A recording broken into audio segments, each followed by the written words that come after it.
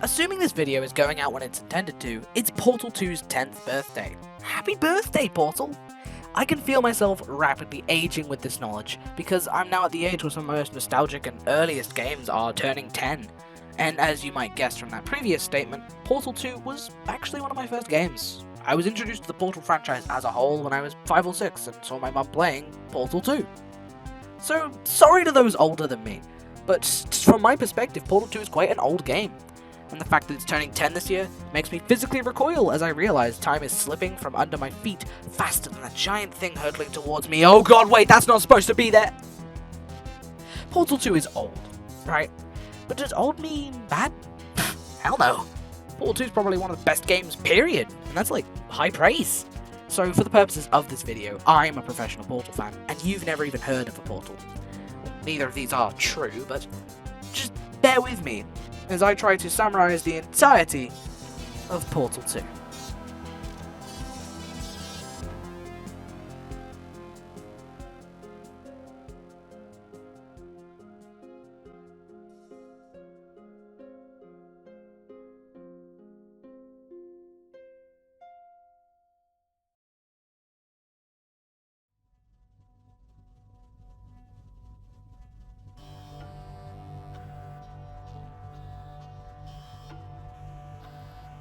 So, what is Portal?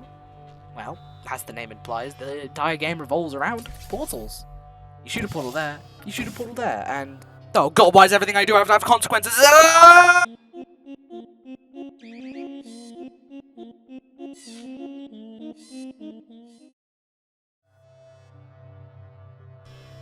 So basically, Portal 2 is a 3D puzzle game about shooting portals, which allow you to go through one and come out somewhere else.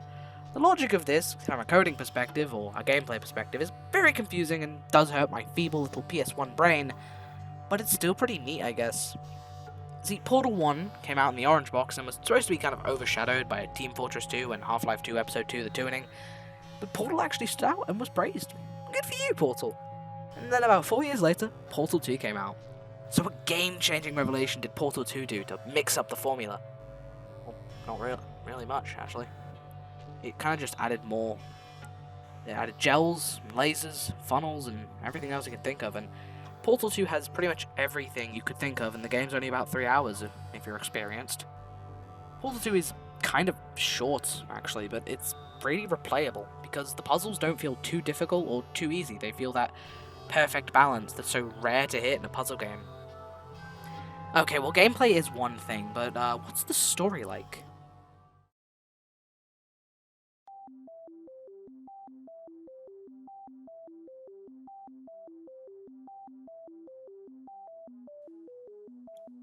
Okay, so, Portal 2 starts where Portal 1 ends. At the end of Portal 1, you've ripped GLaDOS into tiny little shreds with your innate little monkey rage.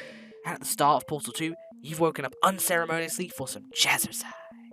And, then you go back to sleep. Ah, what a life.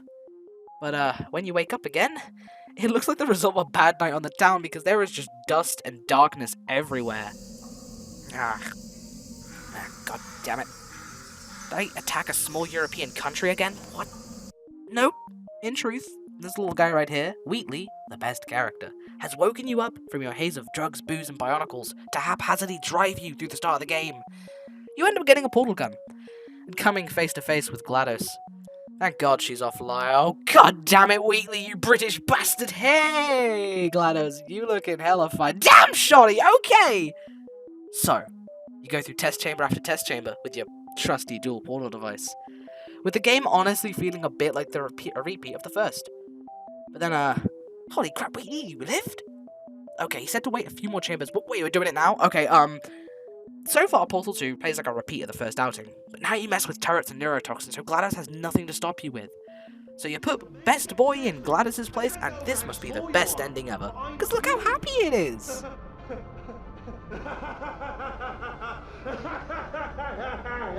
Uh-oh. Yeah. So GLaDOS gets tatered, and you both get sent to the Shadow Realm, or more accurately, the 50s, which to a robot like me might as well be the Shadow Realm. After clambering yourself out of the 1950s, you grab potatoes and make your way back to Wheatley Labs. Whoa. So now you and Potatoes go through Wheatley's chambers before the whole facility blows up. So you fight him, slap some robo-tumors on him, and press the... Okay, a little better. So you shoot Best Boy into the vast voids of space, and GLaDOS finally kicks you out. And take your stinking cube with you. So basically, like the gameplay, Portal 2 takes the story and remixes it just a little bit. There is this one addition to the game that makes it 1,000 times better. You see these robots? Yeah.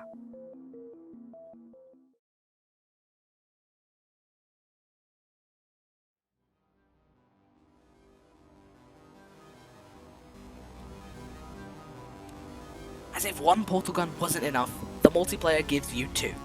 Double the people, double the portals, double the challenge. Although it quite rapidly just devolves into...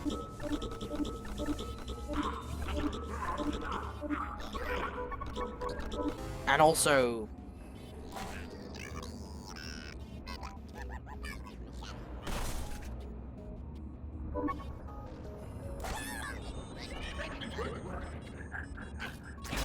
Oh, and who could forget? I hope that was some kind of joke. And long story short, you save all the humans. Then there's DLC, which never got added. Oh, well, I guess we got one DLC and that was it. Thanks, Valve. If only there was a way to get more Portal 2 after I'd beaten those single player and multiplayer.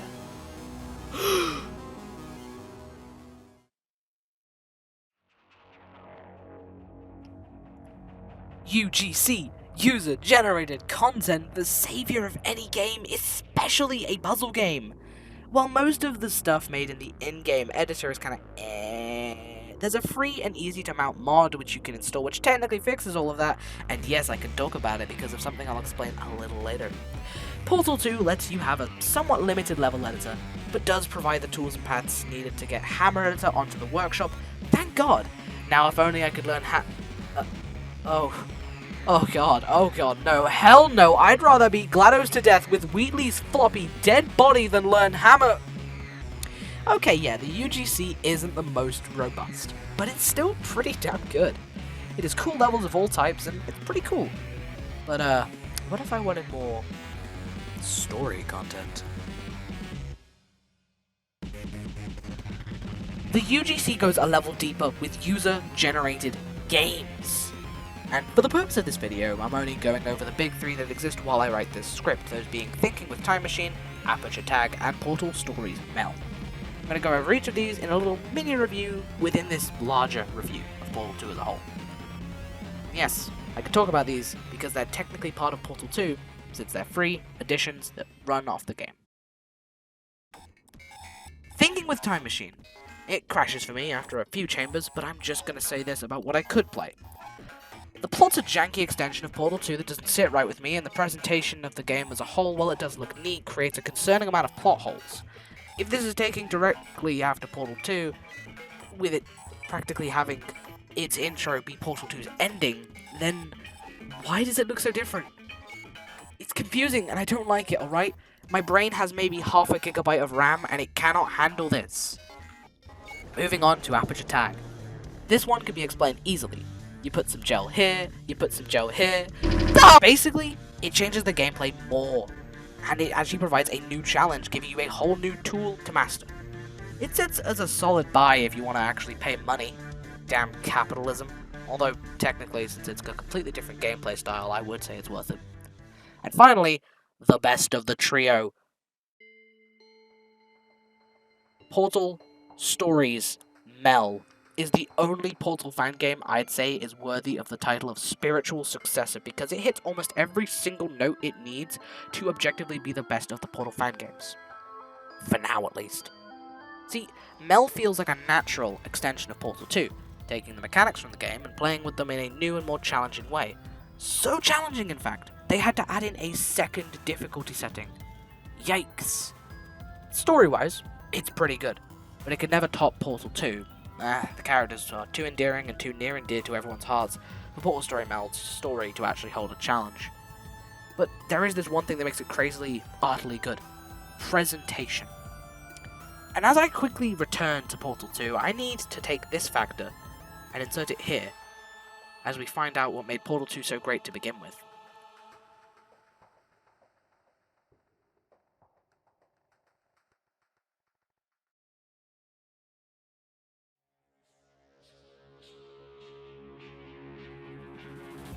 Portal 2's greatest strength is presentation. There's no arguing, right?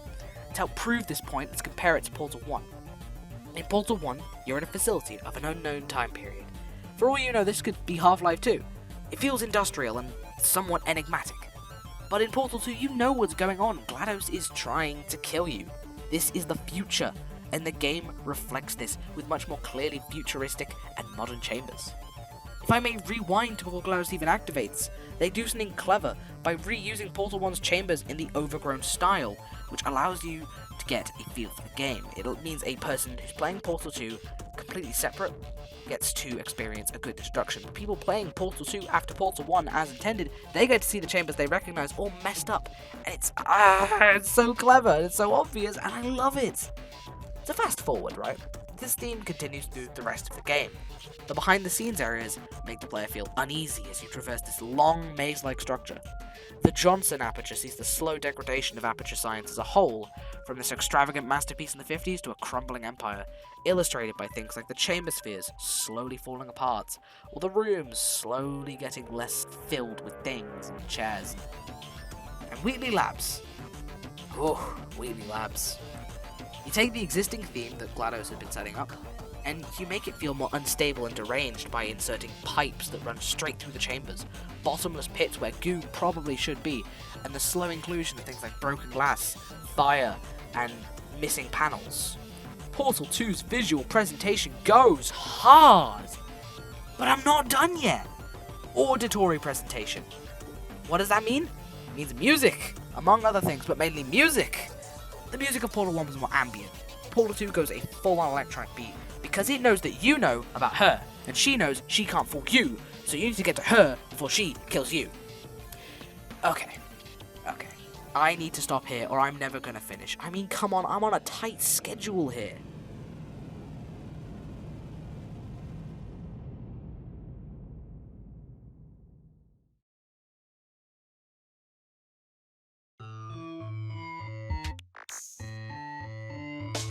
Portal 2 has stood the test of time. It's a staple of PC games, along with Half-Life 2 and TF2, and wow, Val, you make a lot of iconic PC games, huh? I guess not many people are. Portal 2 is genuinely one of the first games I'd pick if I was going into a bunker, or a quarantine, or anywhere wherein Wi-Fi might be questionable. Portal 2 will provide you with at least a day of enjoyment. I mean, come on, I've spent over 100 hours playing it, mainly doing the multiplayer campaign with everyone and anyone I can find.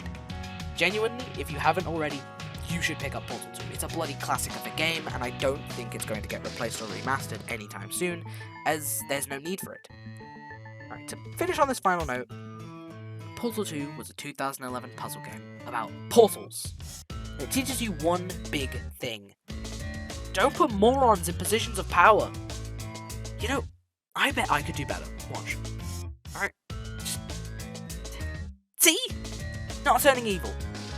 Not trying to kill you, not trying to banish you to a pit, not laughing maniacally. Wait a second, this thing has nuclear weapons. Yeah, I'll be right back.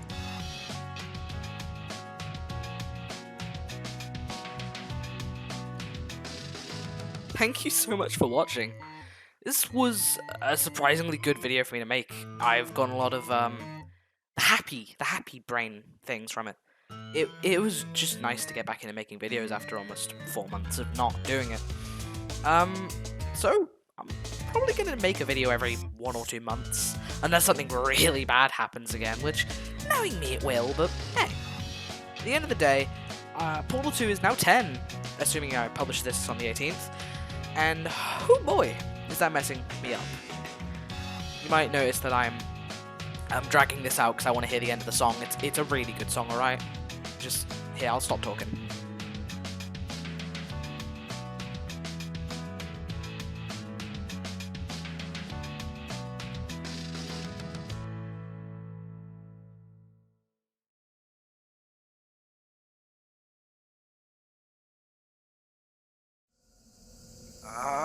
God, my head.